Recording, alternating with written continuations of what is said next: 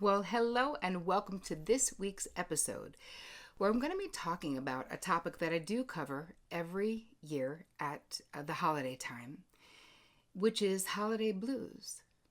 So I'll ask you, do the holidays kind of get you down? Does this time of year get you feeling blue? If so, this episode is for you, or if you know anyone who suffers in this way. This episode is for you, and I think you might be surprised at some of the advice that I have for you because I really think that honoring the way you feel is super important. So let's start with, why is this so common? It's one of the most common phenomenons of people feeling really sad this time of year. So if you had to guess, what do you think it is? Well, let's start with all of how we are inundated with, unrealistic pictures and images of the happiest families that ever lived on television and in movies, and everything is just perfect and great, and there's snowballs and cocoa, and so there's that. So the same way with love and with romance, we get fed this bunch of bull. It's the same thing with the holidays. Because really, there's no family that I know of that's like that. That they don't have conflict of some kind. That don't, you know what I'm saying? So that doesn't help us. And I feel like we have these heightened expectations. And then we're disappointed because things are not as rosy, cozy as we hoped or thought that they were going to be. So I feel like there's a setup. I also think it's important to look at historically what you've experienced over the holidays. So I've created, at the end of this, you'll be able to actually, I'm creating a meditation for you, a soothing meditation for the holidays. But in the meantime, in the the show notes and the blog itself, there'll be some questions that you can answer to sort of get an idea of what was your past experience, what was your growing up experience with holidays, because that really can still impact us a lot right now. So you may feel an anniversary date can also be somebody passed away around that time, or that maybe one of your parents passed away, and so the holidays are, if they were the central person in the holiday who kind of made it happen, then you might really feel like missing them so much during the holidays. It makes it sad and sometimes really hard to move on. So we're going to look at the historical stuff and then move into what are things that you can do to take care of yourself more and not fall into the traps, the regular traps that can be very depressing and create a feeling of being blue during the holiday, all right? So let's just do a few of those. 1, do not overschedule yourself. It is fully fine to say no to anything. This is what I want you to imagine. If you were sick, if you were actually sick on the day that they asked you, would you go anyway? You wouldn't. So, and you'd feel okay doing that with an excuse. In the beginning of the season, start looking at the gatherings that you normally go to or the parties that you normally go to, and really look at and be like, which ones do I want to go to this year? Maybe you don't want to go to any, and that is your right. It is not about people understanding. And if they're actually your friends, they will understand. You're choosing to do something different this year. That's it. So really give yourself permission to opt out of anything that you don't want to do. The next thing is, don't overcommit. Even if you are doing those things, don't overcommit.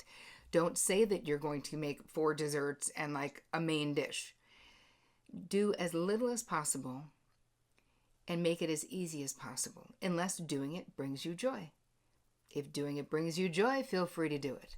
But I want you to keep it as simple as possible, especially if you're feeling low energy, because when we're feeling blue, it's hard to get motivated to do things. So don't overcommit, and don't overcommit yourself financially.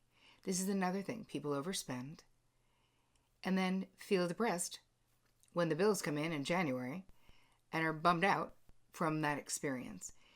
And again, there's so much external expectation, and you can change those things, even if you've done things for years, it is possible for you to course correct. If you've been exchanging with your adult siblings and you don't want to anymore, you can't afford it, or you just really don't want to, it's okay to say, let's just do the kids, or let's pick a name out of a hat and do one gift. That's what my family and I did for years until we were really not together at Christmas anymore. And that worked out great, right? It can be fun. You could do a secret Santa, because it's not about what you're spending, right? It's about, hopefully it's about the sentiment. It's about the feeling. But get creative in being able to change that if those things are draining you and adding to your feeling sad. The whole financial thing. Don't overeat and don't overdrink. Because both of those things, especially the amount of sugar that is out and about at most holiday gatherings, at least in the US, you do not want to be consuming a shit ton of sugar, because it is definitely becomes a depressant, because then you get like the sugar blues, you get that high for a little bit and then it comes down. And definitely with booze. And really look at, are you using alcohol to try to soothe these feelings of sadness or of emptiness or whatever it is? Because if you are, that's definitely the route to try to not go, if you can.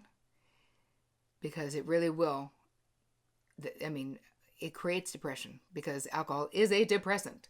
So if you can avoid that, that would be great. Hydrate, drink lots of water. Really move into self-care. So what does self-care look like? What can you do to have better self-care throughout the season? Because so much of the time I would find with my clients over many years that they would almost use it as a reason to totally abandon their self-care. Like, they're like, and to them it felt good for like the minute. They're like, I'm just going to eat whatever I want. I'm going to do everything. I'm not working out. I don't care. But then you do care, because January comes and you feel really not great about yourself. So my thing is sleep enough. Don't sleep 15 hours a night, but certainly sleep more than 6 hours a night. If you can keep it to 7 or 8, that is considered optimal by most sleep studies. Work out, hydrate. But the real thing is about your energy, protecting your energy from toxic or negative energy.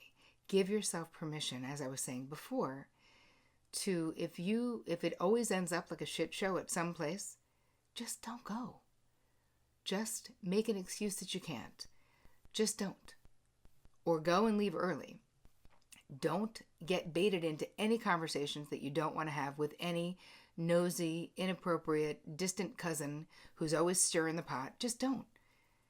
Like, you can actually just not. Someone can ask you a question and you can actually just not answer it. If they say, oh, hey, what happened with your last boyfriend? You could say, oh, you know what? I meant to tell you, I saw your friend Karen at the... I have become expert at just dodging a question if I don't feel like answering it. It's possible to just not answer the question. But I would love it if you could just keep yourself fully away from the toxic place. I've had clients who tell me, well, they go, the beginning of the night is fine, then everybody's wasted and they don't drink, and so then it's terrible. Leave. When you need to leave, leave. And if you did leave and you didn't experience the end of the night wastedness of all the other people, that might not feel like a toxic experience to you. So this is all about protecting yourself and creating what it is that you want throughout the holiday season. Another thing is, don't fight. My thought is, don't fight the feeling. As a psychotherapist, I don't love the advice or like, well, don't think about that, or do whatever you can to watch funny movies. Like, sometimes we're just sad. Sometimes, after my father died, there were, 4 Christmases in a row, I was pretty blue. For so much. I was mourning the loss of him. I was mourning the loss of what I wish I'd had with him. Not even what I did have with him. But then once he died, then it was like for sure done that I was never going to have it with him. So at that point, I would go to these things, and they have them in every city. They're called Blue Holiday I guess they're services. I'm sure there are some that are non-denominational. The ones I went to were at a Methodist church. But where instead of singing Jingle Bells, which would make me want to, it was for people who were feeling blue. That's why it's called a blue service. But it soothed my soul. I felt soothed by being with other people who were also feeling sad and who were mourning something as well. And who just, I don't know, being in the company of other people who were in a similar situation and a similar state of mind, that might sound depressing. For me, it wasn't. For me, it was very uplifting. Like, I didn't have to pretend that I felt great and that I was ho-ho-hoing, because I wasn't. I just felt accepted. I liked at the Methodist church, I liked the sermon. It was really about allowing yourself to be where you are and knowing that this too shall pass. It will, but not denying that it's here now. Right? So if there are things that you can do that will self-soothe, rather than trying to flip the feeling or make the feeling wrong, I want to inspire you to understand the feeling, honor the feeling, and then do everything that you can to self-soothe throughout the holidays.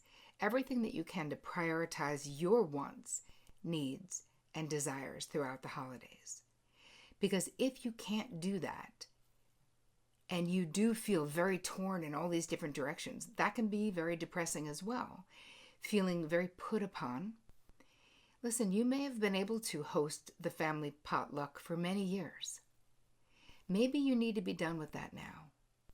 Maybe someone else needs to have it at their place. So I want you to really take an inventory of what you've been committing to in the past and decide if you really want to do that, or are you doing those things because of other people's expectations around you.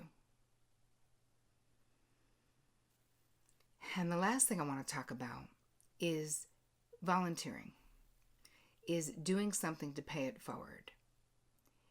It's like the last thing you want to do is feel like you've just survived or like muscled through or gotten through. I mean, think of all the phrases that go along with like just wishing something away. It's really not what you want to do. You want to be present in some way. Can you get yourself to spend some time helping others in need? Is it possible that you could do something different and actually volunteer anywhere, a homeless shelter, Toys for Tots, I don't know, something that would take you out of your head and get you into your body and into the spirit of the season, not to flip your feeling necessarily, but to create satisfaction of some kind. And adding value to someone else's life is the fastest way to actually uplift our own spirits. That's not necessarily why to do it. We do it because you're a good human being and because it's the right thing to do, and because there are so many other people who are worse off than us. And as my mother would say, if you can help, you must. So think about that, because that is an exchange of energy that's very hard to describe if you haven't done it, especially doing it when you're feeling blue. That it really makes all the difference in the world, and it can bring you back to what this season is really all about. It is about mankind. It is about being a decent human being. It is about paying it forward. It is about kindness. And it is about self-love. And I feel like there's something about volunteering that does this. It keeps you in the present moment in a way that it's very easy during this time of year. Other things don't necessarily. You can still be somewhere else. But when you're face to face with another person in need that you're helping, that is real present moment consciousness and might create inspiration for you as well. So I want you to know that you're not alone. I've also added a bunch of hotlines in this, in the podcast notes and in the blog itself. So just take a look if you need help or support throughout this season. There you go. They'll be right there for you. But know that you're not alone and that there's nothing wrong with you if you feel this way. And the only thing you need to change is to, instead of prioritizing everyone else, perhaps make a decision this year, if you generally feel blue during the holidays, to prioritize your actual wants, needs, and desires. And see if that doesn't shift the way you feel. Just not doing a million things you don't want to do will absolutely make a difference in the way you feel. So if you enjoyed this episode, I hope that if it resonated for you, that it was helpful, it added some value. Please share it on your social media channels. If you're not already subscribed to my YouTube channel, if you're listening to this on my podcast, if you feel like watching the video, go to YouTube. Just look for Terri Cole. I think it's Real Love Revolution is the name of the channel. I hope you guys have the most beautiful week and holiday season, honoring the way that you actually feel. And as always, take care of you.